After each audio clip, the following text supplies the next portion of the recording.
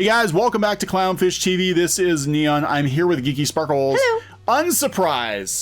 Unsurprise, we're talking about tabletop gaming, Dungeons and Dragons, and all the politics that have gotten intermingled with that. Can we just stop putting politics in everything? No, not until you agree with me. These things had like, politics in them, but they were like made up politics. Like a lot of times, like they were like made up, otherworldly things, and they might have some regulations and rules that were around their laws and politics in their worlds.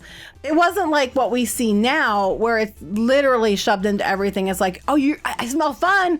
Hurry, stop it. What's that? Fun? Fun? Oh, we can stop that. You know what stops fun? A Warhammer. Keep the door open, kids. We can't have any fun. So yeah, we're going to talk about that. They're coming for Warhammer. I knew this was going to happen because when I did videos on Dungeons and Dragons talking about the politicization of we're not even drinking. Wizards of the Coast and all of the fun that's being ruined now by real world politics, a lot of people said, well, at least we have Warhammer. Yeah. Wrong answer. You've been heard, but not by the people that you wanted to hear you. Wrong answer, because I think you just put Warhammer on the map for journalists to try to take it, because they have to take it. It's like a chessboard. They got to take. Where is the fun? They got one flag left. Grab it. And then we win. We're gonna win. We're gonna win in the end. Yeah. So we're gonna talk about Vice, and well, I'll talk about Vice because Vice is a dumpster fire right now. It's amazing they're still in business. Vice taking a hit at Warhammer coming from Bounding in the Comics. Before we do that, though, I want to point out that Dungeons & Dragons Wizards of the Coast has been getting crazy political. They've added trigger warnings for old products because you might be triggered with the fictitious. People get upset too. People, especially with in the mental health field, because trigger used to be a word that was used to describe people with mental health issues and things that would actually trigger a response in them that was a valid thing. And now it's just being used as like, you might get pissed because you don't like a word, or you don't like a race, or you don't like a whatever, and you might read it to be something that's not. So here's a warning for you. Yeah, like if you actually had PTSD, not just this makes me sad. So yeah, they're adding trigger warnings. They're asking fans to help shape the future of their products with feedback from fans who may have been underrepresented historically, while also treating their black employees not very well. Mm-hmm. Just putting that out there, because this does seem to be a pattern. Mm-hmm. The people who talk the loudest seem to be covering for something. Yeah. And also Dungeons and Dragons confirming sensitivity readers. So, but again, people are like, well, that's it. We just won't do Wizards of the Coast. We'll go over to Warhammer. At least they're not going to mess with that. No, because now Vice, which has laid off 155 employees because nobody wants to read this piece of shit website. Mm-hmm. Vice, which has cost Disney almost $400 million because it's a terrible investment because it's a garbage website. Vice now is attacking Warhammer as being alt-right yahtzees. Mm-hmm. Literally, that's what they're doing. Can't they think of something more? No, they can't. They can't. They have to. That's their go-to, which is hilarious to me, because the more they behave this way, the more they themselves are acting like the people they're saying that they are. They're acting like the yahtzees themselves, which is hilarious to me. The Warhammer 40K community is trying to weed out its far-right faction.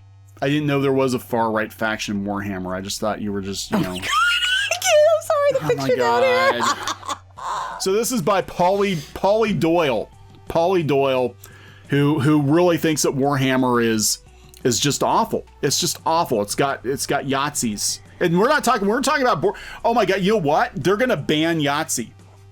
They're going to ban Yahtzee because I keep saying Yahtzee instead of the other word, because YouTube doesn't like that other word. We can't even talk about them in a historical context without YouTube demonetizing a video, because it makes people sad that they existed.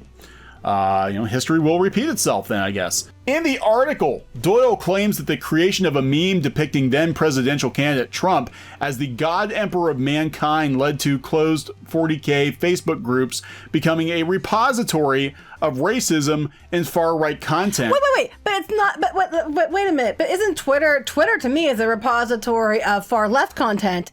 But that's okay. No, it's a suppository. I'm sorry. It's a suppository. Don't you see those Grammarly commercials that run before our videos? It's a suppository. I'm sorry. I think extremes on both sides are extremes, and you can't label everyone based on extremes.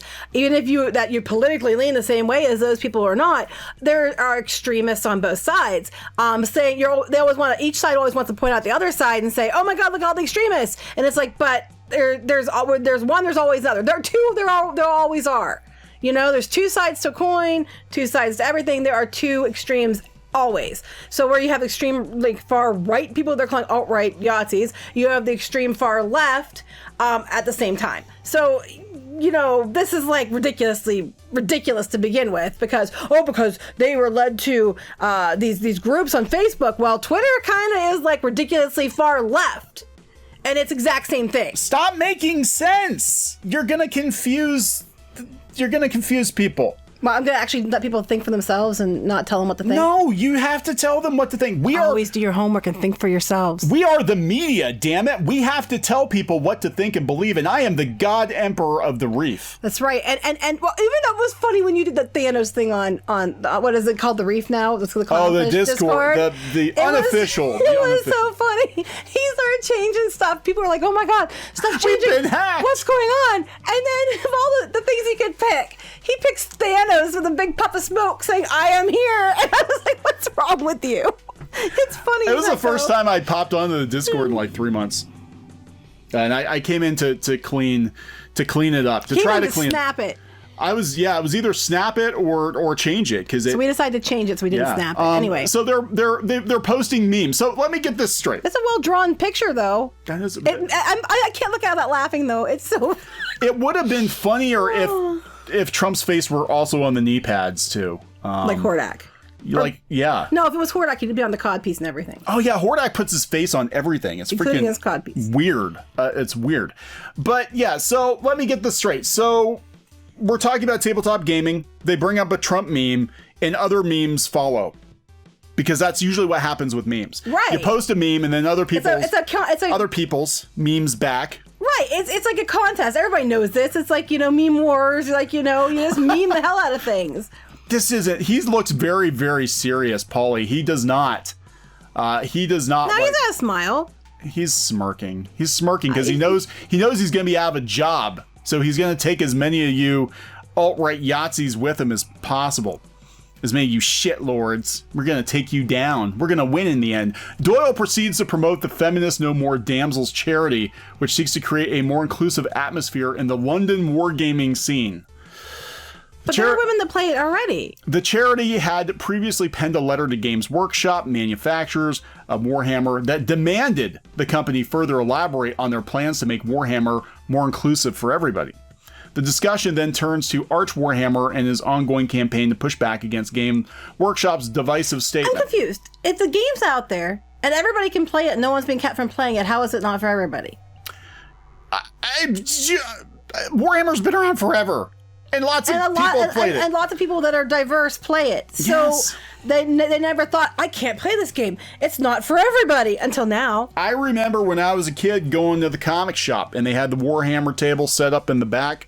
And I popped my head in once and I saw all those white supremacists playing Warhammer. And a lot of them were black. They had to be blackface. They couldn't actually be black people playing Warhammer. Right, because that only existed now. Yeah, so they were clearly yahtzees mocking. You guys went to go join in a game, and it wasn't Warhammer, but you went to go join in a game the other day, and there was women there. There were women there.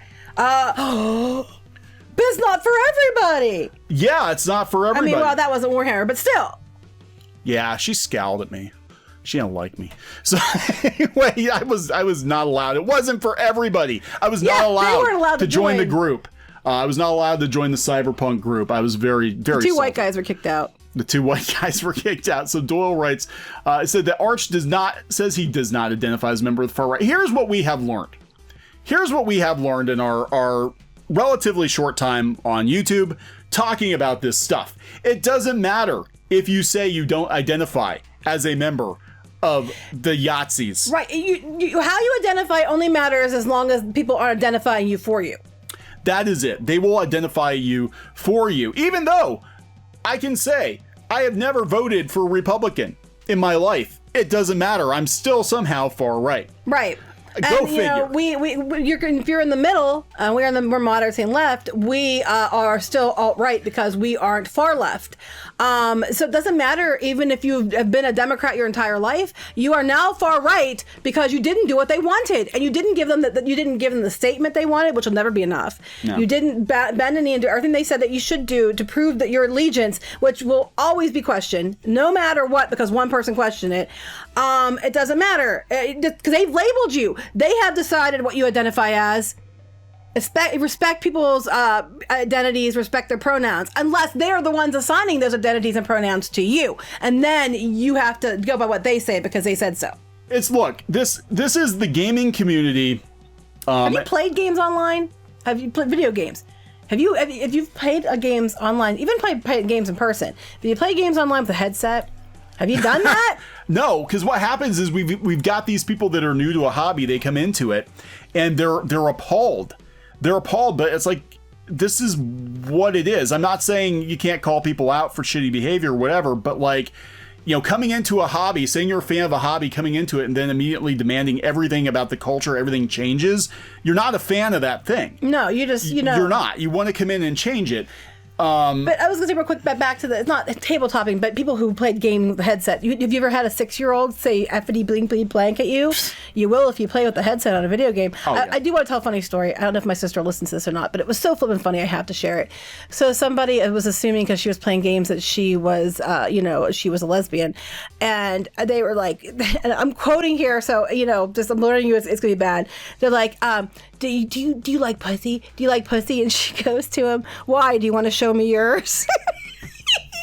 I was so proud. Sorry. I had to share because I was so proud. Anyway. Come on, But yeah, you go to the original article, it's like many Warhammer fans are becoming uncomfortable with the alt-right faction of the fandom flowering in online corners. Here's the thing. And again, this is what it goes back to, and this is gaming, this is comics, this is anime, this is, all of geek culture, right? It's never been alt-right. It's never been full of yahtzees. Statistically, do you know how many there actually are?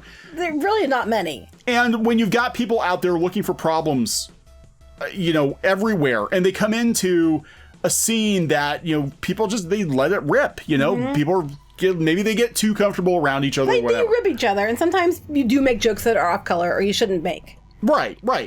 But we've got a lot of, again, this is, I've talked about this before, and I'm not trying to exclude anybody, but, the term fake geek has come up because we have a lot of people that are new to a scene. They come into it and then they're like absolutely repulsed. And we saw this with Adult Swim with the animation. Right, but sometimes they're not even part of that scene. They just say, hey, fellow kids, I'm part of the scene just so I can make a change. I can change the scene so I feel better, like I accomplished something, even though they have nothing in it. I still think the motivation with comics, was people really wanted to work in Hollywood.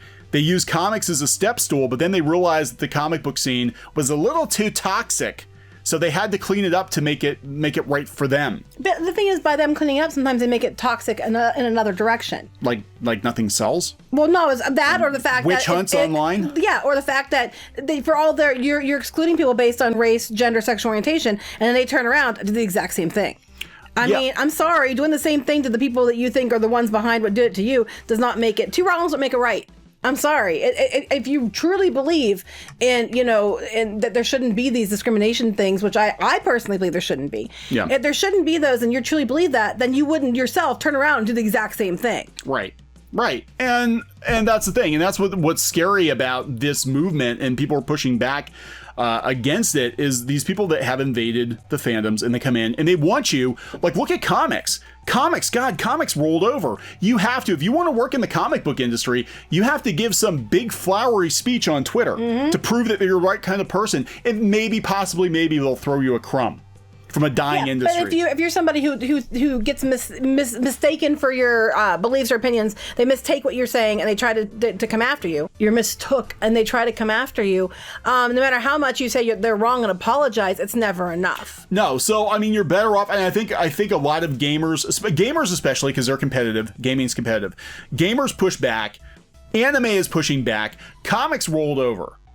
So, you've got different audiences here, and what's going on is you've got the media now backing up Twitter, screeching about the same stuff. But look, you guys are going to be out of a job here pretty soon because people aren't reading your shit because you don't speak for the majority of fans and you keep attacking the fans. Well, that's the thing too, and what people don't understand is, just because you see some people on the people on the internet are a small percentage of the people globally who actually have a vested interest or are fans of these properties. So you go on Twitter or social media or YouTube or whatever, people that are on there are a small, tiny, minute percentage of the people in the world. Okay. And so the majority of people in the world are voting with their dollars or voting with their views or voting with all this stuff. So the takeaway is, doesn't matter if you hate the extreme left on YouTube. Doesn't matter if you hate the extreme, right on, YouTube or social media. Doesn't matter. At the end of the day, the people that you're not even interfacing with are the ones that are actually controlling the situation. And they're saying, we don't want this. Yeah. And you can't, and you know what? No matter how much you scream, it's not going to change it because they're not watching you. They're not listening to you. They're not on the social media platforms that you're on. They don't want to, they're just like, I don't even want this in my life because it makes me miserable. They're out there just doing their thing, voting with their wallets, voting with their support. And the public is showing you what they want. Yeah. And it's, and they show you time and time again, with, supporting independent creators who haven't caved to the outrage mobs. I mean, they're making ridiculous money. There's going to be a whole nother, and it's not going to be alt-right, but there's going to be an alternative entertainment industry, gaming, comics, animation, that's going to grow up alongside of the mainstream and eventually supplant it, replace it, because it's going to continue to give people what they want, what they've wanted, what has built these franchises, as their corporate overlords continue to do stupid shit to try to win over Twitter. Because extremism is a blight. It's like a plant with a blight. It's going to die and another plant that's healthy is going to take its place. So that's what's going to happen. Whether it's extreme left or extreme right. Also, this whole idea that everything's left or right, not everybody in the world goes by United States politics. Just saying. So stop being so myopic and, up your own rear. That is true. Because isn't that making all kinds of assumptions about people? It is. Because you're speaking for people who are in other countries who literally don't give a shit about Donald Trump at all. Yeah. At all. They don't care. And you're still speaking on their behalves. Like your little myopic view is the entire world. Everything in the world revolves around Donald Trump. And that's not the case. They're the ones, they're literally making their own enemies. And, it doesn't matter. Just don't be a dick. Just be accepting of people. That's how I look at it. Just understand that everybody plays this stuff anyway. That's it. It wasn't like people were being told, no, you could not play this because you have boobs. There's a lot of the guys who play this that have boobs. I'm just saying. But like, you have a vagina, so you can't play. Or you know what I mean? It's like, it's stupid. Or you aren't the right shade. You can't play. Yeah, I just, this is going to end. It is ending. And they are these journalists in Twitter and the people who have installed themselves as gatekeepers in these industries. They are screeching like it's like throwing freaking holy water on a demon-possessed child. Like they are... That's really oddly specific. Freaking the hell out. You get to say on someone possessed. You shouldn't have to say demon-possessed child. Well, they screech louder. Okay. And they burn worse. It's really horrible to watch. Haven't you seen The Exorcist? No, I haven't. Okay. So it's, this is what's going on. And I think that after this year, I think some of this is going to die down. What's wrong with you? I must be an alt-right Yahtzee. No, seriously, I'm just like appalled that that's what your analogy was. Throwing holy water on a possessed child. How about a possessed doll? There you go. The plastic melts. Because it looks like a kid, but it's a doll. Okay. I don't like the whole idea of throwing holy water on a possessed child. So we're not doing that. All right. So anyway. I refuse to acknowledge that analogy. Okay. Well, that's your personal truth. It's my personal truth. That's your personal truth. But yeah, these news outlets are dying. We're seeing it with, Newsarama was going hard against comic book fans. Now they just got absorbed into Games Radar. It's not even its own separate website anymore. Vice is losing money like crazy. So yeah, they're gonna take as many people with them as they can on the way out. But it's not. In a couple of years, this, I think, is going to blow over. I think even if these brands, even if Dungeons & Dragons dies tomorrow, Tabletop isn't going to die. There are going to be other gaming systems that take its place, or people are just going to play the old stuff. And if Warhammer caves, then it's just going to be added to the list too. Like, you can be replaced too. Yeah. Fans they're going to find a way forward. The fandom's going to find a way forward with or without you. That's just how it works. And we're seeing it in comics. We're seeing it in other media. It's going to happen here too. All right, I'm done. I'm done. Let's wrap this up. All right, so please subscribe for more pop culture news, views, and rants, and we'll talk later. Bye.